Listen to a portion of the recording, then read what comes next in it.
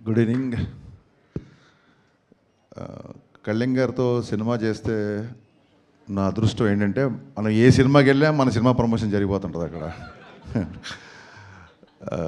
First ఒక director పక్షపాతిగా trailer చూడగానే నాకు ఫస్ట్ నాని గురించి మాట్లాడిపించింది. నాని ఎక్స్ట్రాడినరీగా ఉంది ట్రైలర్, సూపర్ కట్. అతనే ఎడిటర్ అని కూడా చెప్పారు. సో ఇంకేముంది, సవ్యసాచి ఒక డైరెక్టర్ కమ్ ఎడిటర్ అవుతే సినిమా డబల్ కమ్ ఎయిట్ ఇంకేముంది అంతకంటే. అండ్ ఇందాక చెప్పినట్టు పొలిమేర ఫంక్షన్కి వెళ్ళాను నేను, కామాక్షి అండ్ అనిల్ గారు అప్పుడు పొలిమేర ఫంక్షన్కి వెళ్ళాను.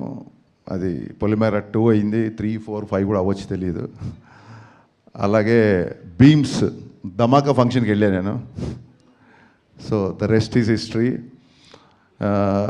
నరేష్ గారితో అండ్ మా విజయ్ నాంది. సో అలాగే అదే ఆ రకంగానే చిట్టూరు సీన్ గారికి పవన్ గారికి కూడా అదే సెంటిమెంట్ వర్కౌట్ అవ్వాలని మనస్ఫూర్తిగా నమ్ముతూ ఈ సినిమా పొలిమేరలు దాటి ధమాకా సౌండ్ ఇవ్వాలని మనస్ఫూర్తిగా కోరుకుంటున్నా. చాలా మా విజయ్ చెప్పినట్టు చాలాసేపు మాట్లాడారు అందరూ. డైరెక్టర్ గారు ఆఫ్కోర్స్ ఫస్ట్ సినిమా ఎమోషన్ ఆయన, కామాక్షి గారు చాలాసేపు మాట్లాడారు, అలాగే మా డైరెక్టర్ గారు. నా ఆశ్చర్యం ఏంటంటే వీళ్ళందరూ కలిసి 2 గంటల సినిమా ఎలా తీశారని. So that is going to be the biggest surprise అని నా feeling. I'm waiting for that surprise. And Ramesh Reddy గారు ఎక్స్ట్రానరీగా ఉన్నాయండి మీ విజువల్స్, సూపర్. అండ్ మీరు చాలా ఫాస్ట్ అని చెప్పారు నరేష్ గారు. That is the need of an hour actually. So మీ ఇద్దరి గురించి మాట్లాడాలి, బట్ మీ ఇద్దరి గురించి అందరి గురించి మీరే మాట్లాడారు. మళ్ళీ మీ ఇద్దరి గురించి నేను మాట్లాడే వెంటనే హర్ష అండ్ జీవన్.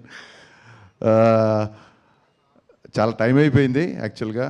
చిట్టూరు సీన్ గారి గురించి చాలా మాట్లాడాలి నేను. మేబీ సక్సెస్ మీట్కి మళ్ళీ అప్పుడు ఆయన గురించి చెప్తాను నేను, చిట్టూరు సీన్ గారి గురించి డెఫినెట్గా. నరేష్ గారి గురించి ఖచ్చితంగా మాట్లాడాలి. నేను ఈవీ గారి సినిమాలు చూసిన తర్వాతే నేను సినిమా రైటర్ అవ్వాలనుకున్నాను. అక్కడి నుంచి నా జర్నీ స్టార్ట్ అయింది. సో పరోక్షంగా నా సినిమాల్లో ఏమాత్రం ఎంటర్టైన్మెంట్ బాగుంటుందన్నా, పాటలు బాగుంటాయన్నా, ఇంకేమన్నా సినిమాల్లో నచ్చే విషయాలు ఉంటే మట్టుకు వాటి మీద నాకు ఈవీ గారి యొక్క స్ట్రాంగ్ ఇన్ఫ్లుయెన్స్ నా మీద ఉందండి. ఆయనతో డైరెక్టర్ అయ్యాక కలిసే నేను ఒకసారి, బట్ ఆయనతో ఎక్కువ టైం ఎప్పుడు స్పెండ్ చేయలేదు. ఆ రిగ్రెట్ ఎప్పుడు ఉంటుంది నాకు. సో నరేష్ గారి ఫంక్షన్కి నాకు ఎప్పుడైనా ఇన్విటేషన్ వచ్చిందంటే నేను ఇంకా సెకండ్ థాట్ కూడా ఉండదు నాకు, ఇమ్మీడియట్గా నేను వచ్చేస్తాను అంటాను. ఎందుకంటే నేను డాడీతో ఎక్కువ టైం స్పెండ్ చేయలేకపోయాను. At least I have that privilege now. Naresh గారితో నాకు ఆ టైం స్పెండ్ చేసే అవకాశం ఉంటుంది ఫీల్ అవుతాను. నాకు ఆయన అంటే అంత ఇష్టం. అంటే ఈవీ గారి యొక్క స్ట్రాంగ్ ఇన్ఫ్లుయెన్స్ నా మీద ఉంటుంది. జస్ట్ బికాస్ ఆఫ్ హిమ్, ఆయన వల్లే నేను, because of him I'm here అని నేను చాలాసార్లు చెప్పాను. నేను కంటిన్యూగా ఇంతమంది కొత్త డైరెక్టర్లు అని అన్నప్పుడు నేనే ఇంకా లెక్క అడుగుదామనే టైంకి విజయ్ చెప్పాడు 35 మంది డైరెక్టర్లు అంటే. డెఫినెట్గా సినిమా ఇండస్ట్రీలో కొత్త వాళ్ళకి అవకాశం ఇస్తున్నప్పుడు ఎవరికి అవకాశం ఇచ్చినా ఒక్క వ్యక్తికి అవకాశం ఇచ్చినట్టు అవుతుంది. బట్ ఒక డైరెక్టర్కి అవకాశం ఇస్తే ఆ డైరెక్టర్ వలన ఒక 200-300 టెక్నీషియన్లు, ఒక 6 నెలలు, ఆ తర్వాత ఒక కొత్త లిరిసిస్టులు, అబ్బాయిలాగా ఒక కొత్త లిరిసిస్ట్ వచ్చినట్టు, ఒక కొత్త కొరియోగ్రాఫర్ వచ్చినట్టు. సో ఇండైరెక్ట్లీ ఒక డైరెక్టర్కి అవకాశం ఇస్తే ఎంతోమందికి ఇండైరెక్ట్గా అవకాశం ఇచ్చినట్టు. సో మీరే లెక్కేసుకోండి, 35 ఇంటూ కొన్ని 100 మందికి మీరు ఒక అవకాశం ఇచ్చారు sir. It's not a joke, it's a great thing నాకు తెలిసి. అండ్ ఇందాక విజయ్ చెప్పినట్టు ఆయన అసలు చెయ్యని జోనర్ లేదు. అసలు నాంది అవ్వచ్చు, గమ్యం అవ్వచ్చు, వెనకాలకి వెళ్తే వేదం అవ్వచ్చు. ఇంకోటి సినిమా విశాఖ ఎక్స్ప్రెస్ నాకు చాలా ఇష్టం, హిచ్కాక్ గారి నవల్ బేస్ మీద చేసిన సినిమా. అసలు ఆయన ఫస్ట్ సినిమా అల్లరి కాబట్టి ఆయన అల్లరి నరేష్ అంటున్నాడు తప్ప ఆయన అన్ని జోనర్లు టచ్ చేశారు. ఏ డైరెక్టర్ స్క్రిప్ట్తో వెళ్ళినా రెడీగా ఉంటారు కాబట్టి ఆయన అల్లరి నరేష్ కాదు, అందరి నరేష్. యాక్చువల్గా ఇక్కడి నుంచి మనం టైటిల్ మార్చేద్దాం సీరియస్లీ. ఎందుకంటే నాకు ఎంత ప్రౌడ్ ఫీలింగ్ వచ్చిందంటే రాగానే జనరల్గా నా ఆడియో ఫంక్షన్స్, నా ప్రీ-రిలీజ్ ఈవెంట్లు జరిగినప్పుడు మా విజయ్ ఆ ఏవీలు చూసుకోవడం, ప్రోమోలు కట్ చేసి నాకు చూపించడం, మిగతాయి చేయడం, ఈ పనులలో ఉండేవాడు. నేను టక్కన రాగానే నా పక్కన నా ఆడియో ఫంక్షన్లు చూసిన విజయ్ నా పక్కన డైరెక్టర్గా కూర్చోబెట్టాడు. నరేష్ గారు మనస్ఫూర్తి ఇంకోసారి నేను థ్యాంక్స్ చెప్తానండి విజయ్ డైరెక్టర్ చేసినందుకు. నాకు ఫస్ట్ సినిమా అప్పుడు కూడా అంత టెన్షన్ క్రియేట్ అయింది నాకు. ఆ రోజు నాంది రిలీజ్ అవుతున్నప్పుడు విజయ్ గారు హిట్ కొట్టాలని. సో ఇలాంటి ఎందరో మందిని, ఇంతమందిని మీరు తీసుకురావడం అనేది ఇట్స్ యూఆర్ ట్రూలీ బ్లెస్డ్ అండి. వీరందరి బ్లెస్సింగ్స్ మీకు ఎప్పుడు ఉంటాయని మనస్ఫూర్తిగా కోరుకుంటున్నాను.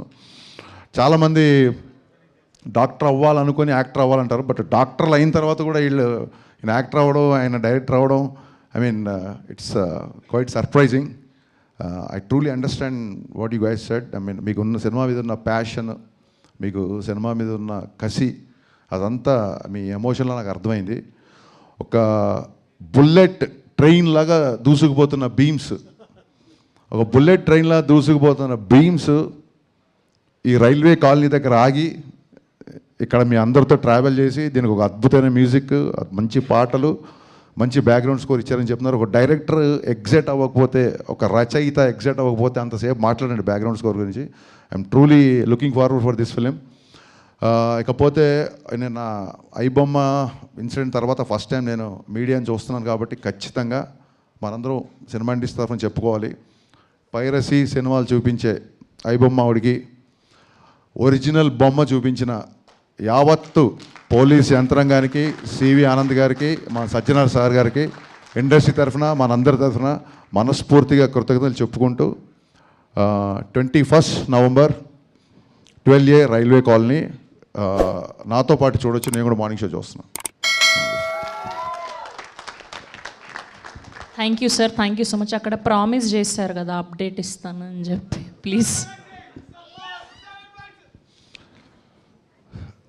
ఇక్కడ చదివే నేను, మనుషులు ఎందుకు నోరు జారుతారు అంటే నాలుక తడిగా ఉంటుంది కాబట్టి అంట. జోక్.